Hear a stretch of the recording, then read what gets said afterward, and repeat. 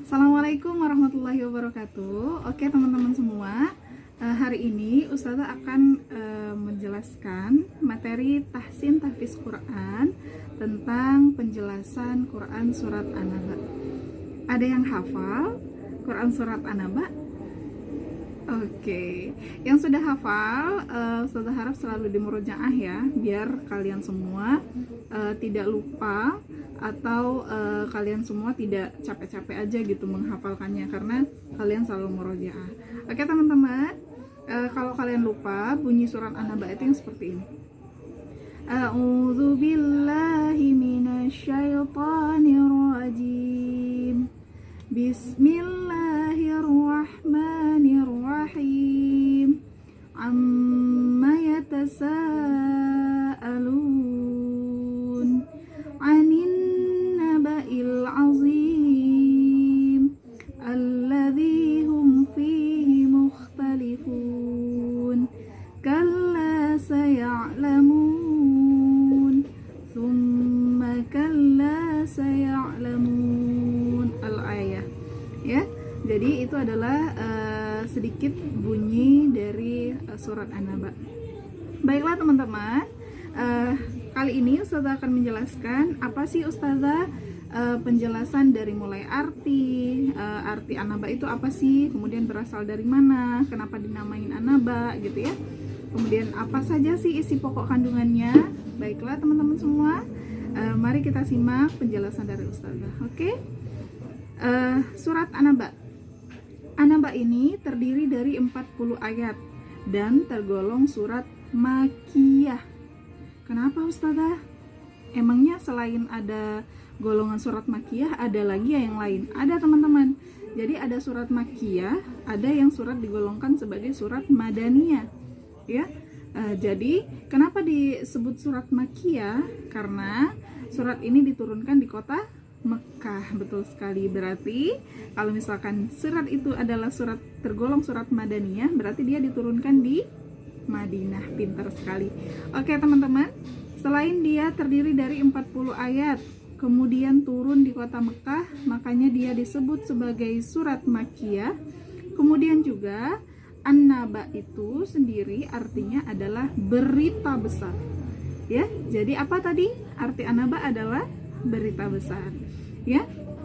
Kemudian setelah kita tahu jumlah ayatnya 40 ayat nih, terdiri dari tergolong sebagai surat Makkiyah, turun di kota Mekah, kemudian juga artinya adalah berita besar.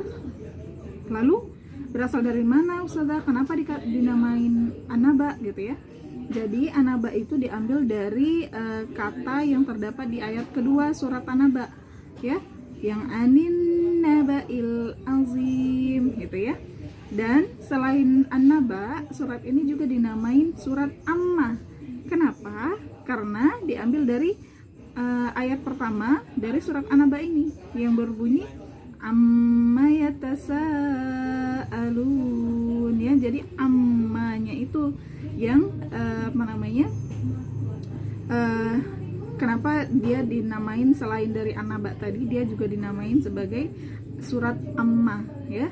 Dan untuk pengetahuan kita juga, kenapa juz 30 itu dinamain sering kita sebut sebagai juz Amma. Kenapa?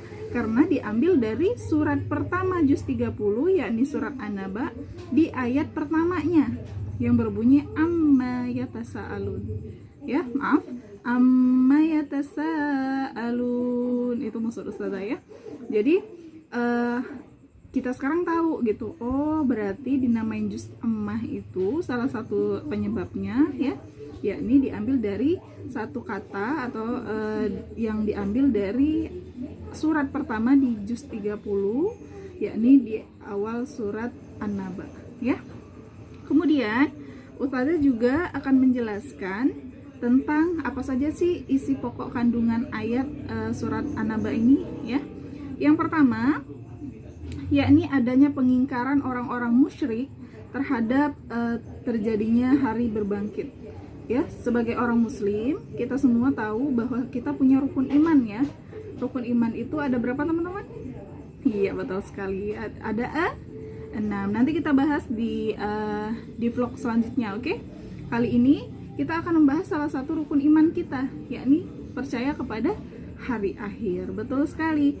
Jadi salah satu isi pokok kandungan surat An-Naba ini adalah pengingkaran orang-orang musyrik terhadap hari berbangkit. Jadi ada yang nggak percaya nih bahwasanya ada istilah hari berbangkit. Apa sih gitu ya? Mereka bertanya-tanya nih di surat ini gitu ya. Apa sih berita besar itu gitu ya? Kemudian di surat ini juga dijelaskan tentang ancaman Allah terhadap orang-orang yang mengingkari hari berbangkit tadi. Ya, jadi isi pokok kandungan yang pertama, pengingkaran orang-orang musyrik terhadap hari berbangkit. Yang kedua adalah ancaman bagi orang-orang yang tidak mempercayai hari berbangkit. Kemudian yang ketiga adalah kekuasaan-kekuasaan yang terlihat di alam semesta yang menggambarkan adanya bukti adanya hari berbangkit itu, ya.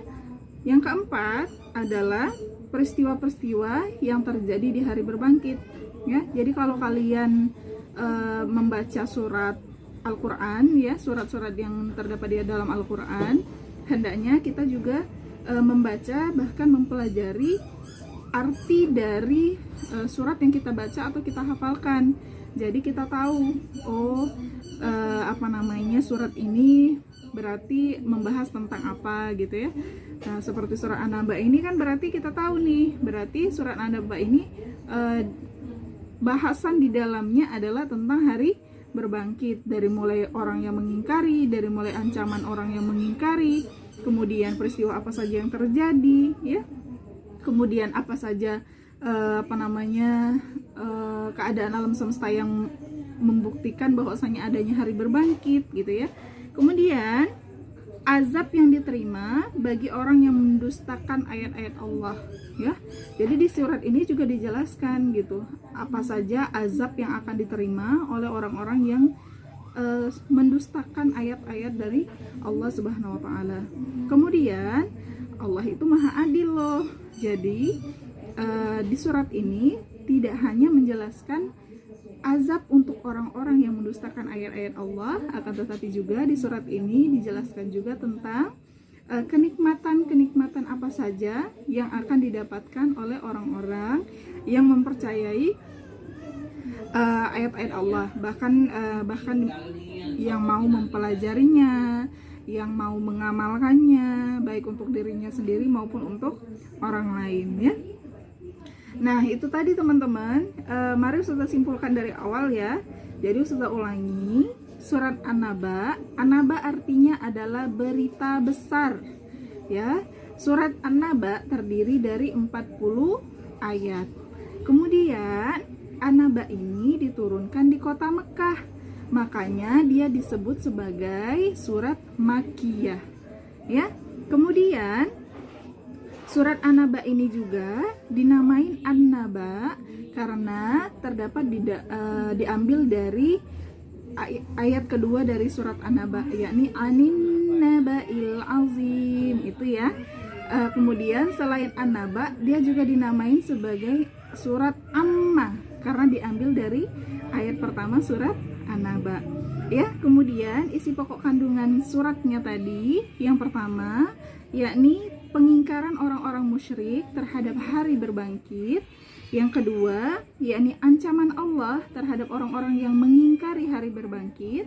Kemudian yang ketiga, kekuasaan-kekuasaan Allah, ya, di alam semesta ini yang menjadi bukti bahwasanya adanya hari berbangkit. Yang keempat, yakni peristiwa-peristiwa yang terjadi di hari berbangkit. Kemudian yang kelima, azab bagi orang-orang yang mendustakan ayat-ayat Allah. Dan yang terakhir adalah selain tadi azab untuk orang yang mendustakan, kemudian sebaliknya ada tentang kenikmatan yang akan diterima oleh orang-orang yang tidak mendustakan ayat-ayat Allah atau yang selalu mengimani ayat-ayat Allah, gitu ya. Oke teman-teman, semoga apa yang sudah sampaikan ini bisa dicerna, bisa bermanfaat untuk kalian semua. Dan ingat, ilmu itu selain harus diingat di dalam pikiran atau otak kita, kita juga harus senantiasa mencatat apa saja yang kita pelajari, sehingga ketika kita lupa ya, kita bisa melihat kembali catatan-catatan yang pernah kita buat ya. Dan juga ketika kita mencatat, otak kita juga sambil bekerja ya, otak kita juga sambil mencerna, sambil mengingat sesuatu yang kita catat itu ya. Jadi Ustazah harap selain kalian meng-share video ini, kalian juga bisa mencatatnya di rumah. Oke teman-teman, semoga kalian semua selalu dalam keadaan sehat walafiat. Kesalahan seluruhnya dari Ustazah dan kebenaran itu datangnya dari Allah Subhanahu wa taala.